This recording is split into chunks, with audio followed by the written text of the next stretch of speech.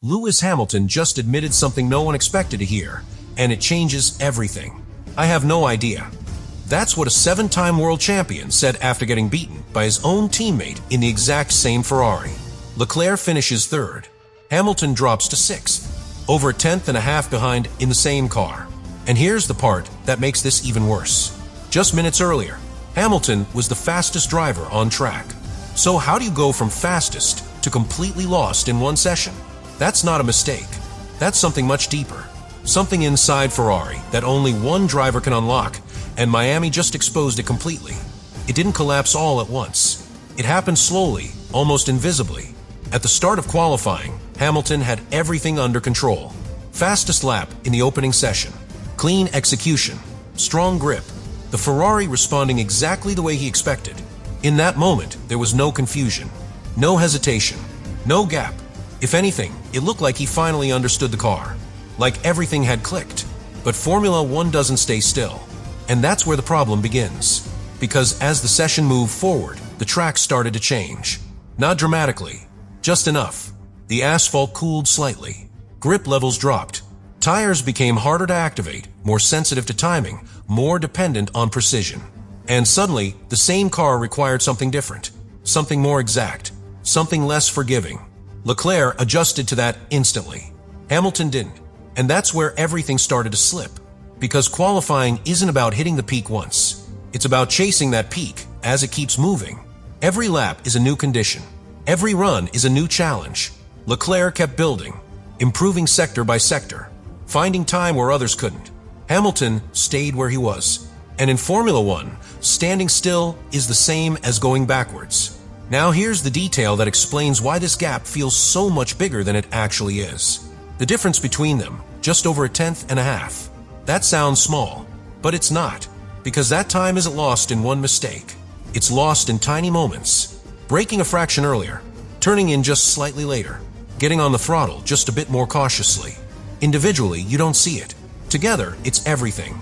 And that's exactly what happens when a driver loses confidence in the car. Not completely, just enough to stop pushing at the absolute limit. Now connect that to what Ferrari brought to Miami. This wasn't a simple upgrade. It was one of the biggest packages of the entire season. Multiple changes, all interacting at once.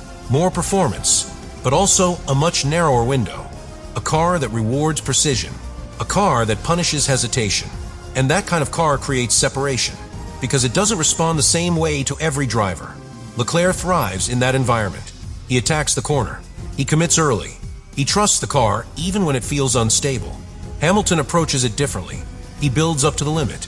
He needs that feeling first. That confidence. That predictability. And when the car becomes more sensitive, that process breaks. Now here's where Hamilton's own words connect directly to this. He said he expected more. He said the car didn't feel right.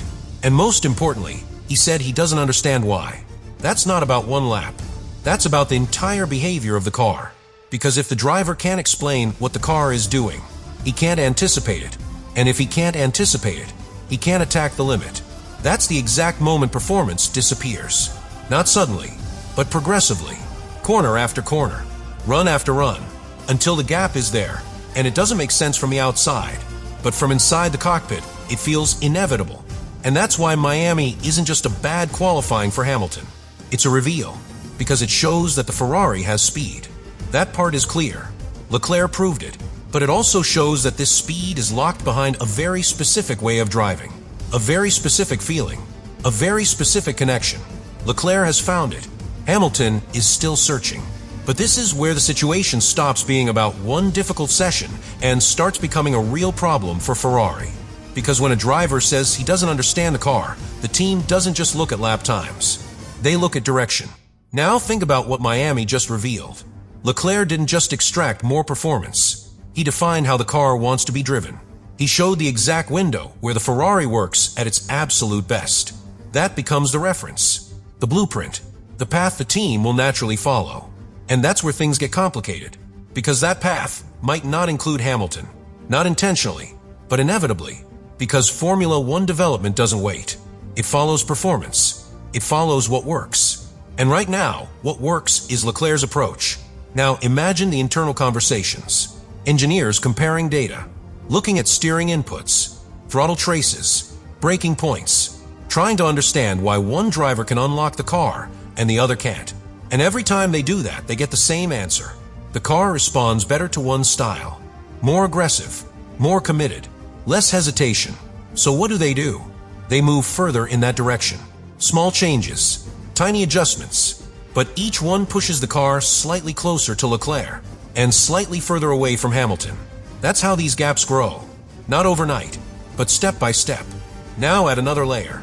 Confidence. Because in Formula One, confidence is not just mental. It's technical. It comes from knowing exactly how the car will react before it does. Leclerc has that. You can see it in how he attacks the final lap. No hesitation, no second guessing, just commitment.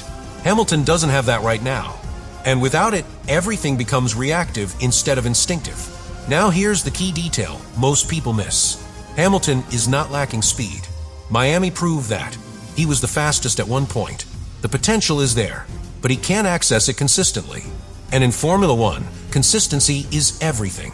Because the final result is never decided by your best moment. It's decided by your last one. The one under pressure. The one where everything has to come together. Leclerc delivered that moment. Hamilton didn't.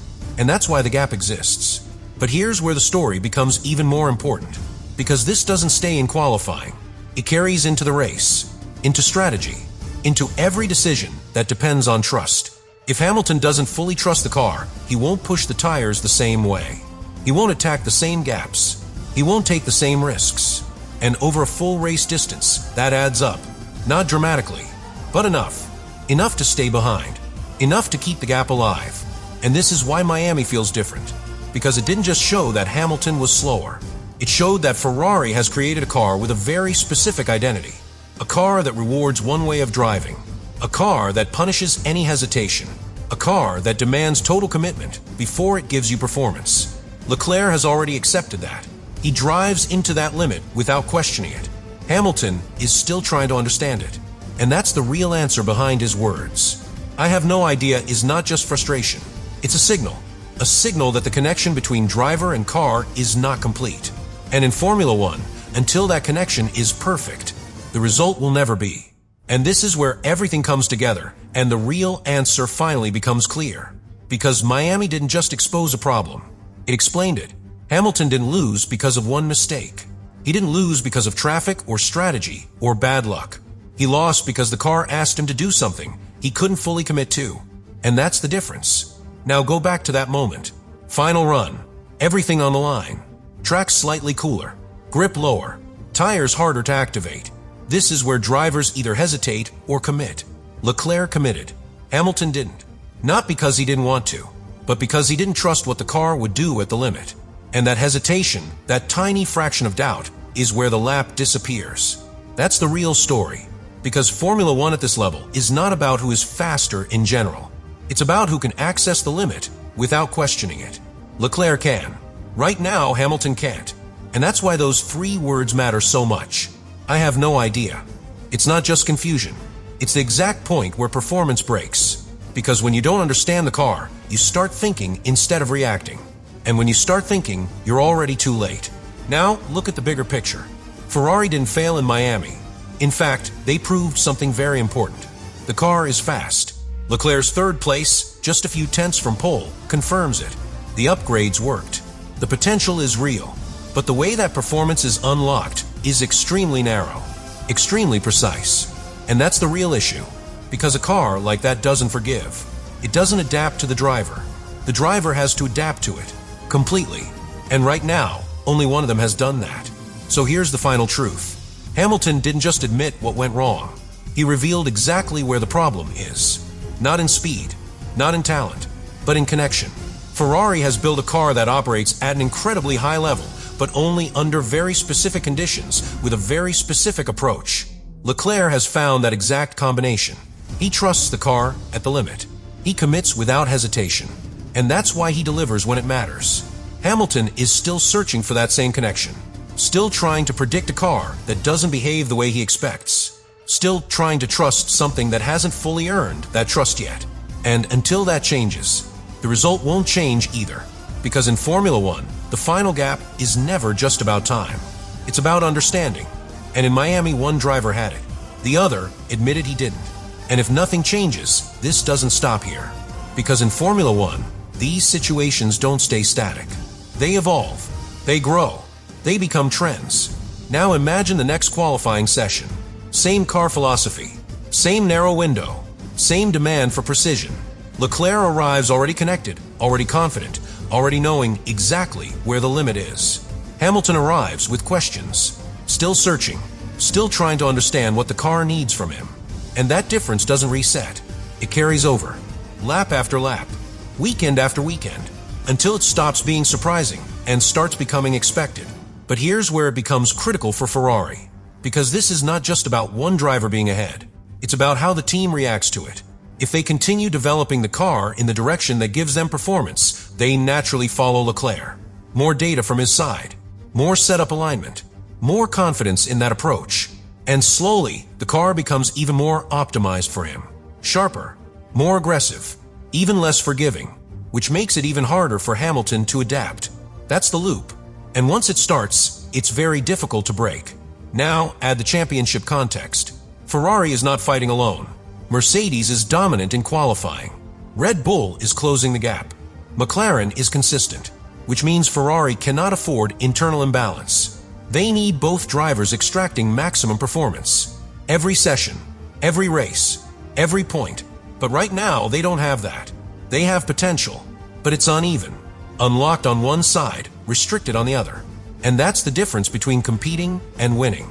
Because in Formula One, one fast car is not enough. You need two. Now here's the final layer.